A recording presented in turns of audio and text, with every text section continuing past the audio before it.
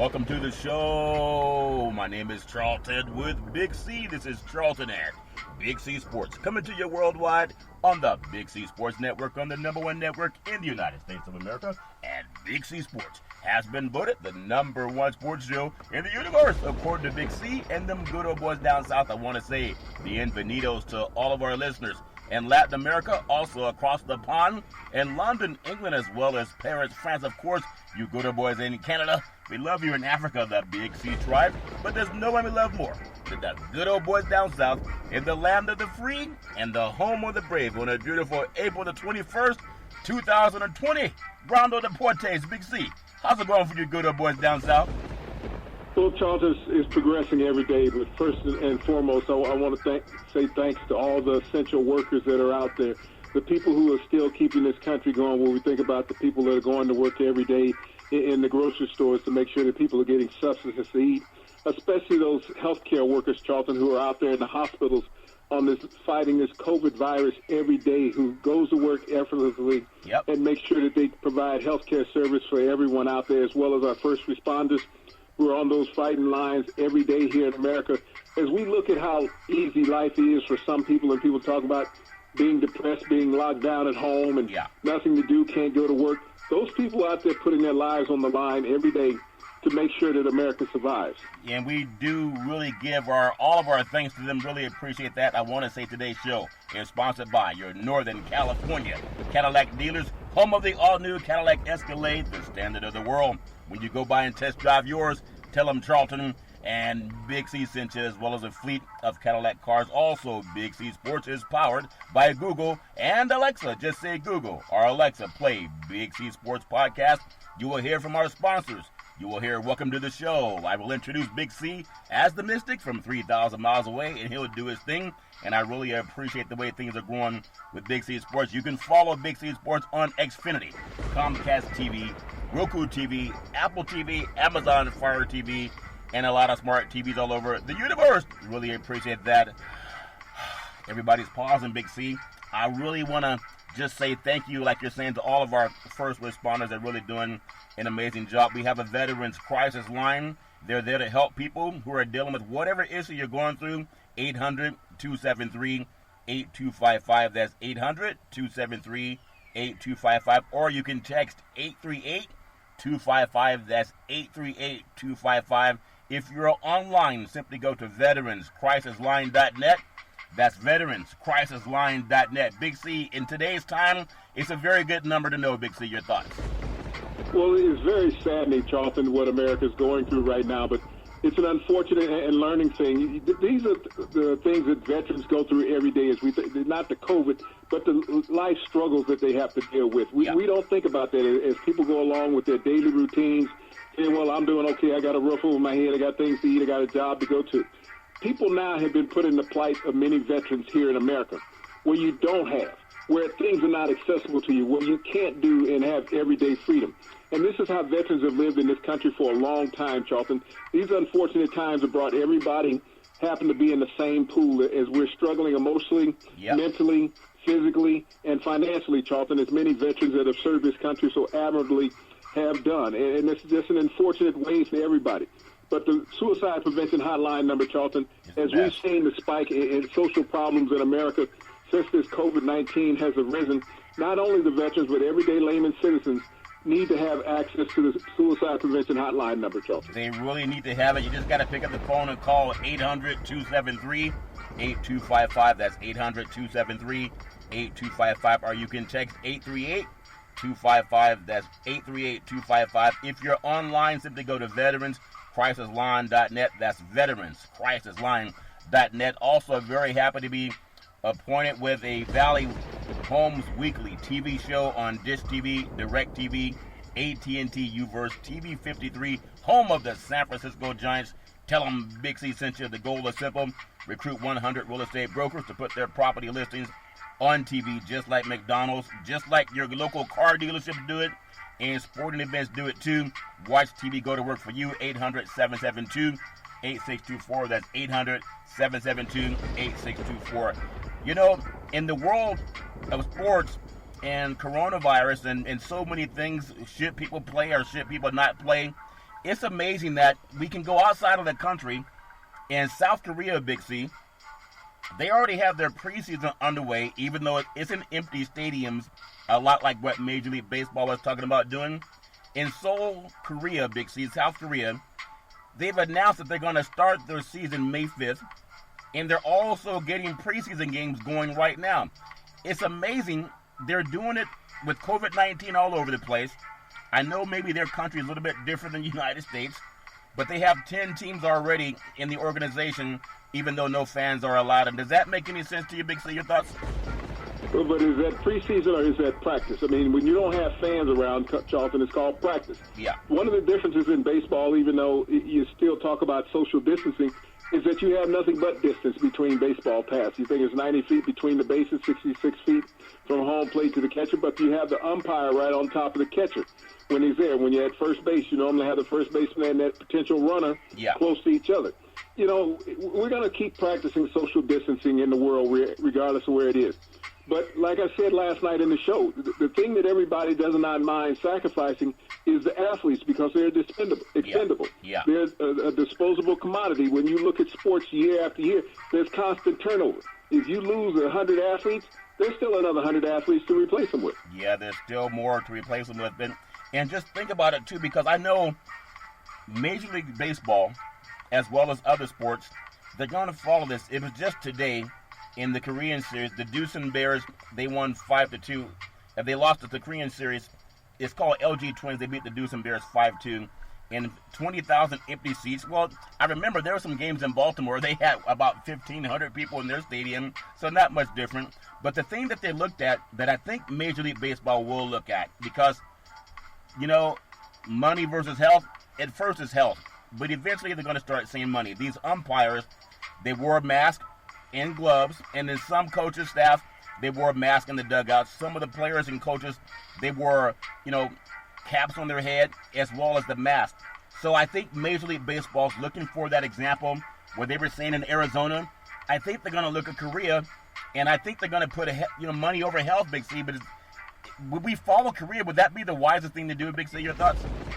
Well, see, I beg to differ that Major League Baseball will follow suit from another country. You have to understand the baseball players have the strongest union in the country. It's not about the league and what the Commissioner Rob Manfred says. It's about what the Players Association says. And that's what you have in the NBA. You have it in Major League Baseball. The NFL is trying to get close to that, Charlton. It comes down to the players making a decision. Yeah. Any owner can sit out there and say, no, we're going to play. And I'm old enough to remember strikes in every professional sport, Charlton, whether it's hockey, baseball, basketball, football. I remember the strikes in these sports. And when the strike seasons arose, Charlton, it was because of the players going against the owners. The owners don't have enough clout to force players out there to play if the players are unwilling to play. Fans are not going to come sit in the arena to elbow, because how do you test all these fans? You get 5 infected fans in a 20,000-seat arena, Charlton. Yeah. How many people do they come in physical contact with that could potentially carry this virus on from where they are? So as people are sitting there saying, well, the examples are coming from around the world in other countries, the difference is those other countries don't make the kind of money that the athletes in America make.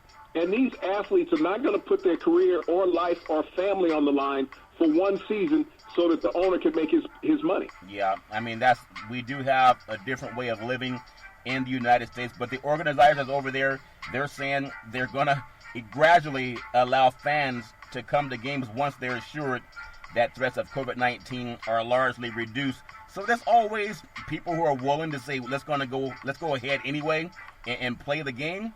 As long as it's reduced, they're not trying to find a 100% cure for anything. But how do you reduce it? You know, the reduced is based on what?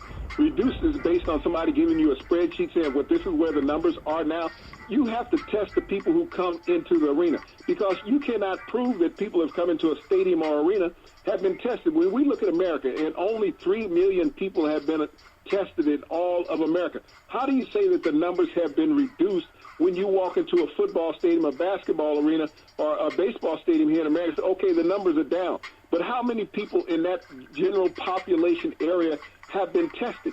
And mainly people who can afford to go to games. Yeah. That's what you're looking at. It's not a general population. You can't compare Wyoming to Massachusetts when it comes to population and exposure and contact with people. Yeah, I know they were doing a study. I mean, you hear different studies all over the place, and it's good and bad news. There was a study down at Stanford. They were saying that more people have been exposed to COVID-19, and this is going back into December, that really did not know they had anything more than just a flu. And so the bright side of that is, as bad as it is, I think there's been about 45,000 fatalities now. If the people exposed are actually a lot higher, then, I mean, how do you say 45,000 deaths is not a bad thing? But compared to when they were thinking 2 million, that might be some light at the end of the tunnel. Big C, your thoughts? So, but 99% of the population have not been tested. I understand the mortality rate that we've had, which is a horrific number, and people have lost family members, loved ones, and friends, Charlton, through that. Those 45,000 deaths are accountable people in America that somebody loved and cared about. But when you've only tested 1% of the population, how do you say that you've met the curve and you've contained a virus? Because 99, and I'm not good at math, I really not. But if you've only tested 1% of the population, how do you say that you're ahead of the virus? Yeah, I understand that too. I mean, it's almost as if this herd immunity, they're doing it over, I believe, in Sweden, and they're saying let laissez-faire happen. Some people are just going to go by the wayside. I mean, there's some people down in Texas. Did you see the death rate in Sweden? The death rate percentage-wise in Sweden, and I know that report came out on Fox News. Yeah. But the death rate in Sweden, percentage-wise, is higher than what it is in the U.S. when they said they didn't ban social contact, y'all. Yeah. So understanding the source of the report, when your death rate percentage-wise in a country is higher than the U.S., you might say overall numbers is lower because Sweden has a much less population. Yeah. But percentage-wise of the population is twice of what the U.S. is. So to say that they've cornered that and follow what Sweden has had, so if the death rate in the U.S. hits the percentage of what Sweden is, think about where we're going to be as a country. Yeah, and I think some people are okay because they don't feel they're going to be the ones getting sick. I remember I was watching a program, and there was a gentleman from Texas saying that he wants to live too, but they can't save everybody. We can't make sure that everybody's 100% safe. So I want to ask you this thought, because you're down south, it doesn't mean you know everybody. But I was thinking about some things that I came across, like what are the real reasons for states like Tennessee and then Georgia, South Carolina? They're so anxious to reopen amid the coronavirus, pandemic. And I'm sure if they look at South Korea, even though they have empty stadiums, they're willing to sacrifice some people. I mean, that's just to be candid about it, Big C. But I'm sure they're even going to start looking at that. But I want to get your thoughts. Why are those states, Tennessee, Georgia, and South Carolina, why are they such in a hurry, Big C? Your thoughts? Well, I mean, if you look at those states are Jim Crow states, Charlton. Those were slave states. Think about it, how many people they sacrificed over the history of those states. Those states were part of the Civil War. Yeah. But also, you have to understand, those states wanting to reopen and open at this time, there's a method to their madness. It's called denying unemployment. Well, when you look at all these government programs that have come out, and you could not deny someone unemployment, those are states that you can place somebody less than the national minimum wage to work. Really? So if you reopen those states and those past employees that were in those businesses refuse to go back because they're making more on government subsidies and these programs that the government has put out than what they were making on those minimum wage jobs that they were working, they can deny them unemployment. That is my personal feeling for what those states are trying to do, deny people the income or the right to have a better living over the next several months than what they would have made while they were working. They're not caring about the people, because when you talk about the businesses that they're talking about opening up, massage parlors, nail salons, things of that nature, bowling alleys. Who in the hell want to go to a bowling alley in the middle of the summer with this epidemic breaking out? Things of that nature. A movie theater. I don't know if they've taken out 60% of the seats in the movie theater, but the last time I checked, you're sitting elbow to elbow in a movie theater. It's like being on an airplane. Yeah. So when they're talking about opening up these cities and states and opening them up earlier, Charlton, they're talking about denying people government funding. That's what they're doing. It's not about the welfare of the people that they're talking about getting back to work. It's about the state not to have to pay these fundings, because you could not deny someone unemployment because they lost their job due to the COVID-19, but you can deny someone the unemployment if they refuse to go to work with the COVID-19. That's interesting how they have people that are, and again, I'm still wondering. I saw there's a study that came out that I think POTUS was saying it, the first wave of the money was paid out. Even Harvard, which has like a $40 billion endowment, and they got money. They're supposed to pay that back. And then the number of business owners and their names, you would think, Big C, if we can put up stats of an athlete, say a basketball player had 20 points, 5 rebounds, and 7 assists. Football player had 20 of 25 passing, 200 yards and a touchdown. You would think they could make this transparency for the businesses that got the first wave of $350 billion. So those employees, they're supposed to retain those employees. You would think they would let that be known with the type of technology we have. Why is that such a secret, Big C? Your thoughts? Well, if you made it transparent, Charlton, you would understand why that first wave of money has run out already. That first money that was set aside by Congress and the Senate, Charlton, has already run out. There's no more money left in that war chest. They had to pass a second bill today, but they're not going to show accountability of where that money went to, because the administration got to show how much they got out of it also. Yeah, when I heard Jared, he was saying that those are our masks, those are our PPEs, and I just wonder, because it seems like the more and more we go into this, I've yet to talk to any business owner that says they've gotten money. And I also work in lending, so there are a lot of people that are saying they haven't gotten anything for their employees. And when they're saying that it's already been paid out and they're going to do another wave, I think POTUS said it's going to be signed before the end of the week. I don't know how realistic that is. I just don't know of anybody or any corporation that came out and got it. And you would think the way the news media is, they would be the first one to go to some local business owner and say, talk about your experience of receiving your $10 million or $5 million or whatever it is portion of that $350 billion. But nobody's done that, Big C. Your thoughts? Well, nobody's done it because transparency is something that the administration has fought against ever since they've been in place. We saw where the Inspector General, once the funds were set up, was terminated by the president because this is an individual who would create accountability. His job was to not be a politician, which he wasn't, is that he was a servant of the people. And that's not what the president wanted. This individual would have said, hey, this money hasn't been allocated to the proper spots. This is where it's gone to. Why are they getting money?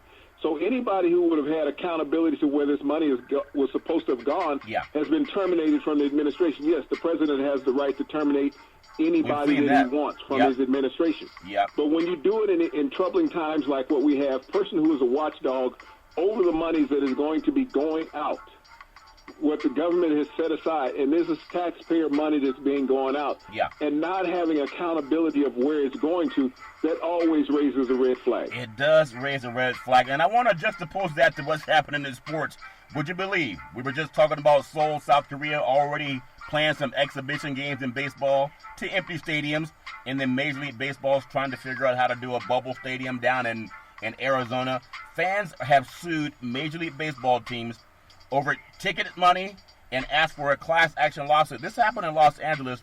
It was a pair of New York, I guess a pair of fans from New York City. They sued Major League Baseball Commissioner Rob Manfred and the 30 teams asking for their money back for tickets and for certification as class action lawsuits. It was filed Monday in U.S. District Court in Los Angeles. And I want to ask you a question. If you buy a season ticket with a sports team, wouldn't it make sense you just call them and ask for a refund, especially if they've canceled or postponed the season? Why go to the lawsuit route, Big C? Your thoughts? Well, Charlton, they're not asking for the money back. They're asking for damages of what they're asking for. But in realization, a judge would throw that out. If you're thinking about where sports has been canceled. Just like jobs have been canceled. Businesses have closed, Charlton, because of this COVID-19. You can't go in and sue your employer saying, well, I was supposed to be at work today, and now all of a sudden you furloughed me and I can't come to work. You know, when you buy something from someone, that's a voluntary situation. If an airline cancels a flight, which they would do all the time, even prior to this pandemic, you couldn't go sue the airline. They put you on the next available is what they would do. Now, all these fans can only hope to seek to get back, Charlton, is the money that they've invested in. They're not going to get any money from the judge. The judge is in the same situation that those fans in. What if he's a season ticket holder? He's like, hey, I can't sit here and you know, let this lawsuit go through because this is an uncontrollable situation. And if you buy a ticket anywhere, it states that due to uncontrollable circumstances. I don't care what you buy. It always states that due to uncontrollable circumstances. It always states that. So that lawsuit is very frivolous. Well, Ticketmaster, StubHub, Live Nation, and other last-minute transactions, they're among the defendants. It seems like a money grab, and it's amazing how you can sue anybody, but it doesn't mean the judge is going to rule in your favor. But that's something that Major League Baseball is dealing with. And I do think, I may be wrong about this, as they're pushed, even Major League Baseball, they need the money from TV. And if they don't get the money from TV, then they're just going to lose that money. Another lawsuit that happened, Big C, former XFL commissioner Vince McMahon, he was being sued over wrongful termination. And again, lawsuit, you can sue anybody. It's the former commissioner that's suing Vince McMahon for a wrongful termination over a league that went out of business and filed bankruptcy. And again, that's another one that people are going to have to say, why would the courts even entertain that, Big C? Your thoughts? Well, I mean, why even bring that up? I mean, if the business is closed, Charlton, yeah, who are you suing? If the XFL is closed, who is the former commissioner suing? Yeah. I mean, that's the thing. It's just like when the USFL folded years ago. Who are the players suing? If the business doesn't exist, that means you cannot sue the business. Yeah. Well, you can file it. If the lawyers can file it, doesn't mean the judge is going to listen to it. But this gentleman... Yeah, but you file it. If the business doesn't exist, if there's no sovereignty or no liquid to sue, where is the money going to come from in the lawsuit? You can sue. You can go win the lawsuit. Right. But if the business does not exist, I'm trying to understand as a person, if the business does not exist and you're filing this lawsuit, who are you suing? Yeah, I think that's a very good question. He was hired in May 2018. I believe his deal was worth $20 million over his lifespan, but he said he was not listed among the creditors in the XFL's bankruptcy filings. But it's a money grab, and it can happen in corporations if too. He's not listed as a creditor, and because he was not a creditor, he didn't loan. What he's saying as a creditor is that he loaned money to the league. If he was a creditor, then that he would have put money forth to the league. That means that every player that worked in the XFL at the time of the league suspension would have the same right as Oliver Luck to go in and sue. Okay, they didn't pay me my contract, so they got to pay me all of my contract because they folded the league without asking me if I wanted to do that or not. Yeah. So when you think about the language of a contract and the words that it's asking, you're asking somebody to include you as a creditor, and yet you didn't loan the league any money. Maybe he gave him a pocket loan, Big C, the way a lot of the coaches do things down south. Maybe done a pocket loan and got some money from McMahon. We never know what happens to that. I want to just touch on something also because I'm really intrigued what's going to happen with the numbers in Seoul, South Korea, with them playing baseball. And they're planning on opening regular season on, I believe they're saying, right around the first part of May. There's a tennis star, Novak Djokovic. He decided that he doesn't like vaccines, and who does? Nobody likes being stuck with a needle. But if that's how we stay healthy, it makes a lot of sense to do it. So I believe what's going to happen, and as you said, they're taking people's temperature, and I believe you said the other day you could get on a plane to fly to Las Vegas round trip, I think about $50 or $100, something of that nature. But if Djokovic doesn't want to have any type of vaccine given to him, because they're all looking for a vaccine now, and that may just be the new way of how we live again. I don't think he would turn down the multiple millions of dollars of sponsorship because he's afraid of a needle, even though some people don't believe in vaccinating their children. It's been shown that it's prolonged life, and I think a lot of athletes are going to be facing that same, if we need more testing, they're going to face that same type of scrutiny when we do get a vaccine. Does that make any sense, Big C? Your thoughts? Well, you answered the question by asking the question. What athlete is going to turn down the money? Yeah. When they sit there and they say, okay, here's a check for $5 million and here's a needle, but they go hand in hand. Yeah. Do you not want the needle? I mean, you answer the question by yourself when you say that. Yeah. These athletes, people can make these statements just like we do all the time on air. Everybody is free to make the statements. But everybody plays a professional sport for what do they play the professional sport for? It's not just the adulation, Charlton, because there's only one champion regardless of the event that you have.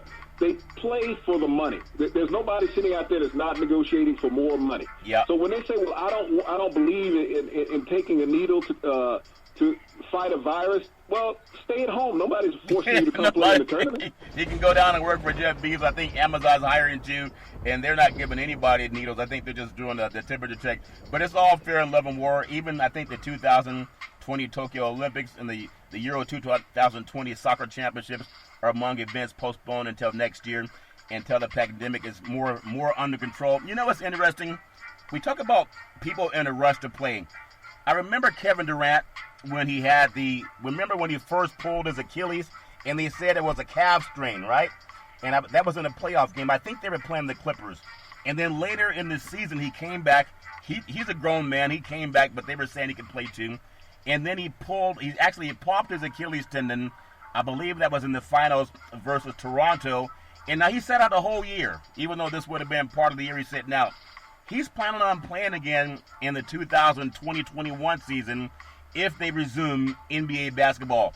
I think if all the leagues were to look at an athlete when they get injured, they just take a year off and they come back and they don't really miss a beat outside of that 1 year. We could do the same thing with sports. Big C, your thoughts?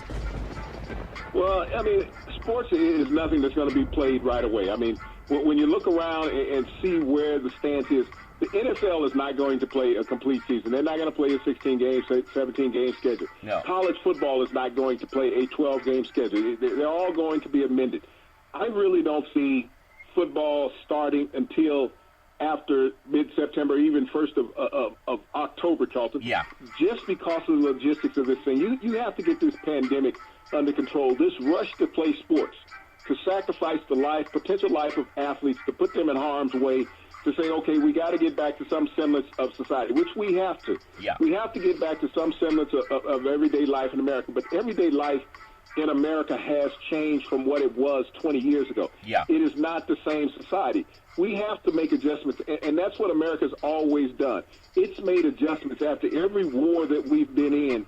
America has made adjustments to change the lifestyles of America. And as the president said, we're in a war right now. He's a wartime president. So lifestyles as Americans have seen over the decades will not be what it once was. I understand the need and the gravitas for sports. Yeah. But the need for life is much greater. Yeah, and I disagree with POTUS saying he's a wartime president because we know he would have asked for a deferment because he messed up instead in the past. We're going to take the Big C timeout, also known as the Big C pause. When we come back, we're going to talk some NFL football and about guys taking deferment. The Oakland Raiders, no longer Oakland. I'm still going to call them Oakland until they actually kick off in Las Vegas if they get the chance. We'll take the Big C pause. We'll be back in just a moment.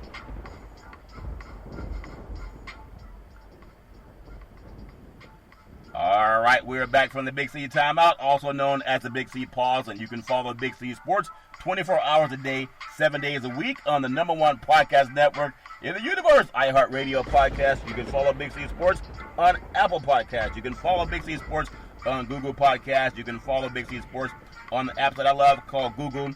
And Alexa, just say Google. Or Alexa, play Big C Sports Podcast. You will hear from our sponsors. You will hear Welcome to the Show. I will introduce Big C as the Mystic from 3,000 miles away, and he will do his thing. And I really appreciate the way things are growing with Big C Sports. You can follow Big C Sports on Xfinity, Comcast TV, Roku TV, Apple TV, Amazon Fire TV, and a lot of smart TVs all over the universe. Really appreciate the way things are growing with Big C Sports. Also very happy to be affiliated with Valley Homes Weekly TV show on Dish TV, Direct TV, AT&T Uverse, TV 53, home of the San Francisco Giants. Tell them Big C sent you. The goal is simple: recruit 100 real estate brokers to put their property listings on TV, just like McDonald's.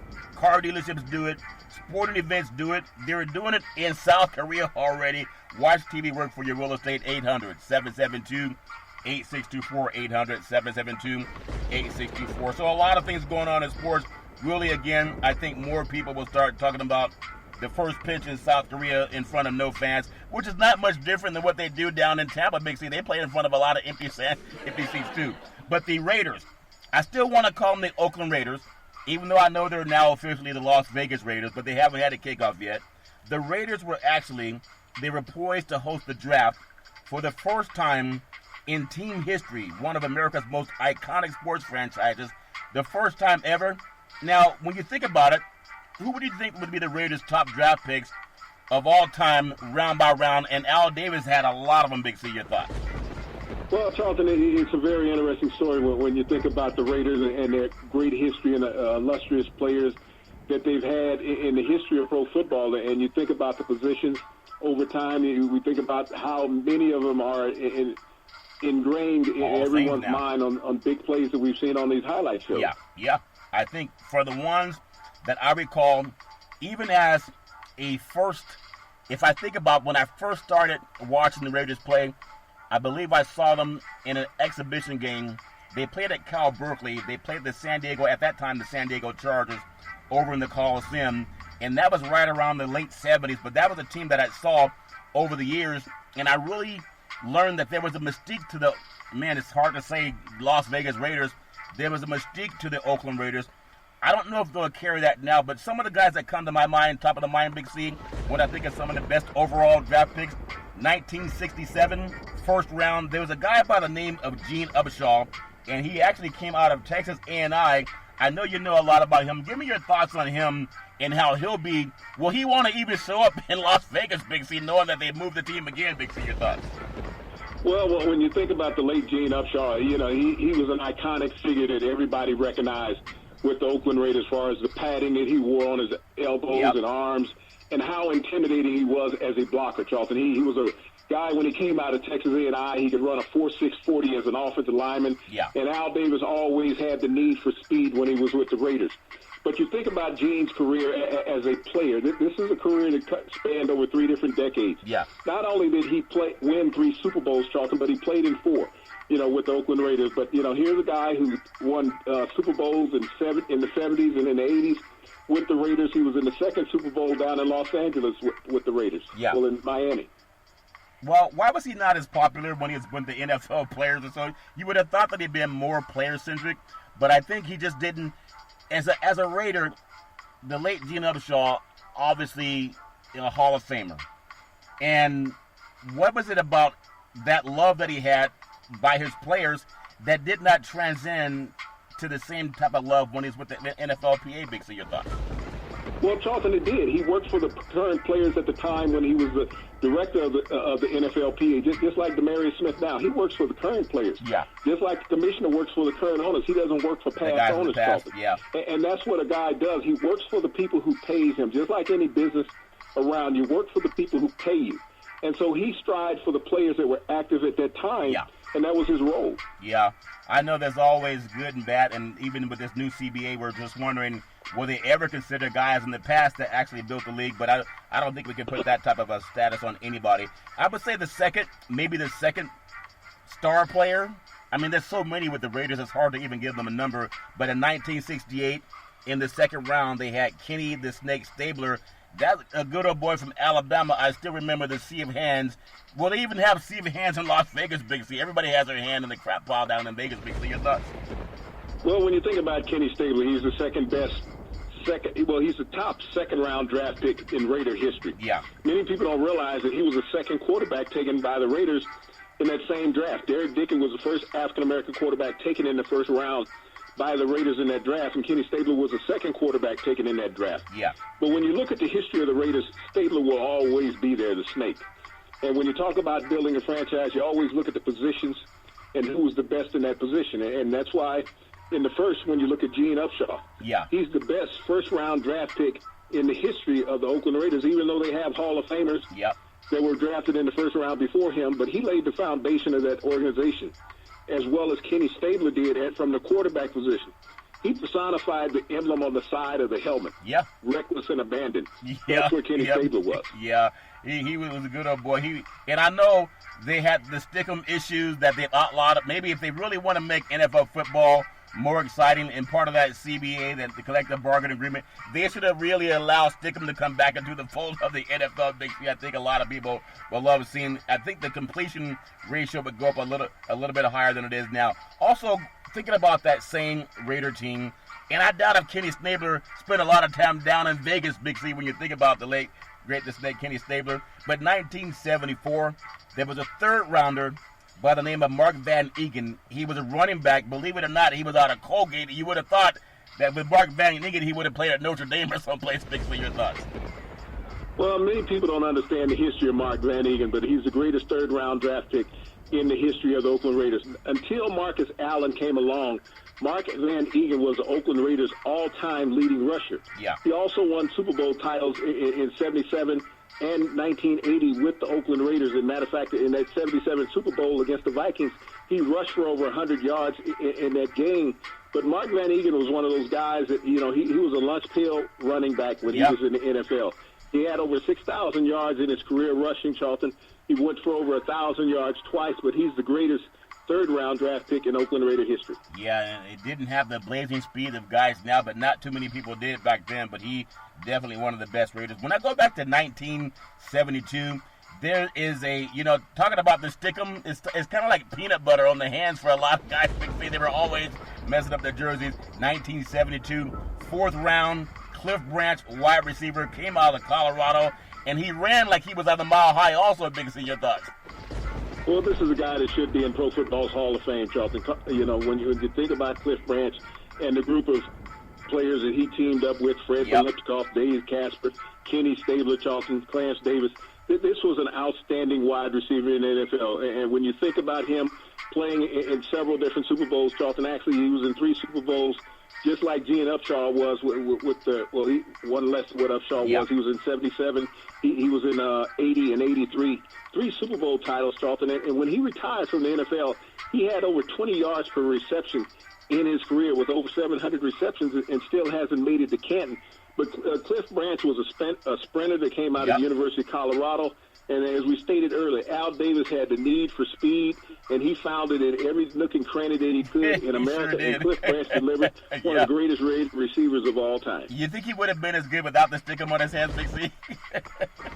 Well, he was one of those guys that wasn't known for the stickum. That was Fred Biletnikoff. This is a guy that could get behind you. He could take the top off of a secondary. But, Cliff Branch was a speed merchant.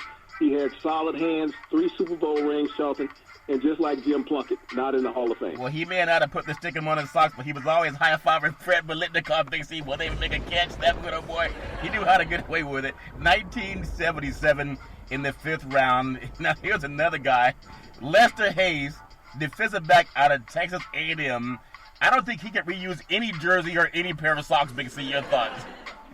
Well, Lester Hayes, when you think about Lester, he was a formidable corner. He was a big guy. He was a lot bigger than what people gave him thought of, Charlton. He stood 6'4", but he teamed with Mike Haynes on the other side to have one of the greatest tandems of secondaries in the NFL. But Lester Hayes was well known for his stick. I think the first guy he met when he got to the Raiders was Fred Biletnikoff, and they shook hands and never parted ways from that point. But he was a guy that everybody complained about with the stickum on. If he didn't catch the ball, it would just stick to him. But he was a very outstanding defensive back and the best 5th-round draft pick in Raider history. Yeah, think about it. At the time that Dr. Fauci, he would have come along back in the day, nobody could shake hands and realize how much stickum the Raider players actually played with. It's amazing when you watch videos of those old Raider teams and saw how many guys were always, they were not tatted up back in the day, but they had their stickum like tattoos nowadays. 1997, think about the 6th round.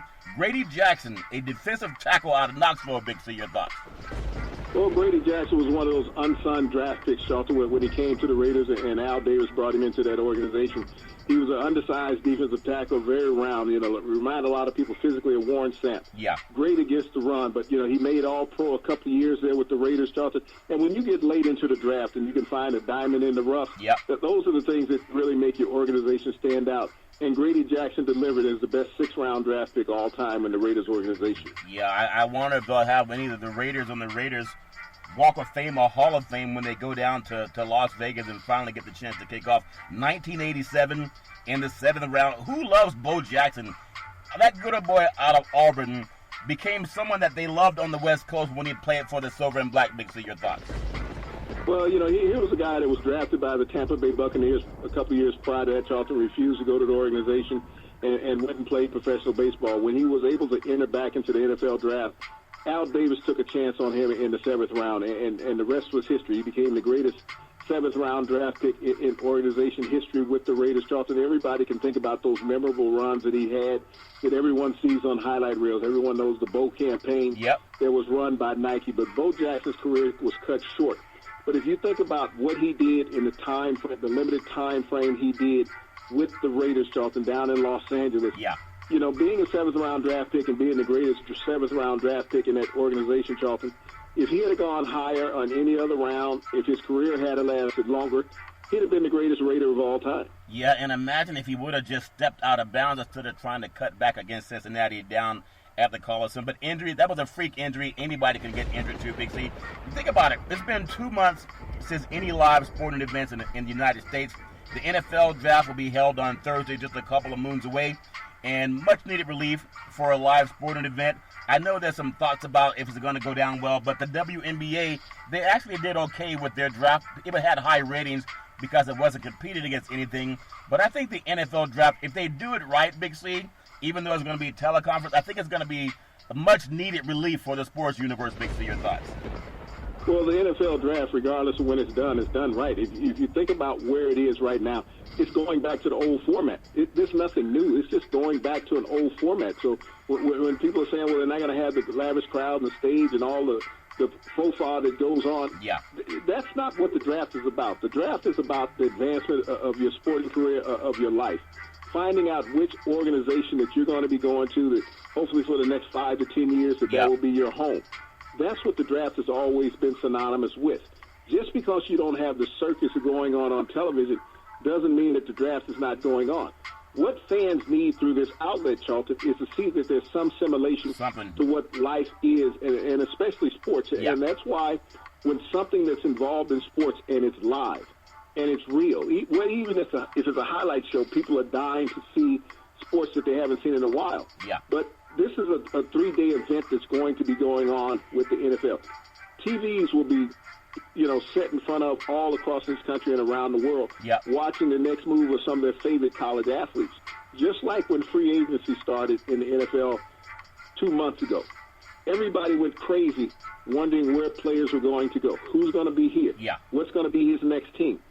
People live vicariously through athletes, and that's what the draft creates. It's going to create a mental relief for America so that Americans can get their mind off the troubles and the woes that are going on, and they can sit back and watch guys that they've watched for the last 3 and 4 years in college move on to the next stage in their life. Yeah, they can do that, but some guys don't have to wait for some guys out of college. You think about what's happening in the East Coast. The New England Patriots, they traded Rob Gronkowski to the Tampa Bay Buccaneers along with the 7th-round draft pick, and that was in exchange the Patriots will receive the Buccaneers' 4th-round draft pick this year. Gronkowski, does he still want to play football? Maybe he's tired of partying, Big C. Your thoughts? Oh, he most definitely wants to play football. If you think about Gronkowski, he voided a trade 2 years ago where the New England Patriots had traded him to the Detroit Lions for his 2nd-round pick. And at that time, he told the Patriots if they didn't squash the trade that he would just retire and nobody would end up with anything. He went on to win another Super Bowl, his 3rd in his career that year, a couple of years ago down in Atlanta. He retired because he said he was tired, which I understand. Your body fails you when you're an athlete. Yeah. But he said he would not catch an NFL pass when he avoided that trade with the Lions for an NFL quarterback other than Tom Brady. Yeah. Tom Brady moved on beyond New England. He moved to Tampa Bay. Rob Gronkowski got rejuvenated. Yeah. But it's a good move for both sides. I mean, he had 1 year left on a contract that pays him $10 million. Yeah. The Buccaneers are going to give him that $10 million. They're loaded at tight end. They had draft capital, so they gave up a 4th-round pick. They're going to trade another one of those tight ends that they have on the roster. Yeah. Pick up a draft pick from it, Charlton. So it's going to work out good for each side. When you think about Gronkowski going to the Tampa Bay Buccaneers, this will be the best offensive talent that he's potentially ever worked with in his career. Really? He's going to go where there's already 2 all-pro wide receivers. So all the pressure is not going to be on him to make big plays, so it will open up more things for him. And when you think about players who are wanting to play with other superstars, this is one of those scenarios. Yeah. You don't leave a good situation to go to a bad situation. He left money on the table. Yeah. He left a situation where he's going to potentially a better situation that he's been in any time in his career where he won't take as many hits. Not much responsibility is put on him as it was in the past that he had to make the plays. He can go have fun. Yeah. And Florida's not a bad place to get a tan. It's not.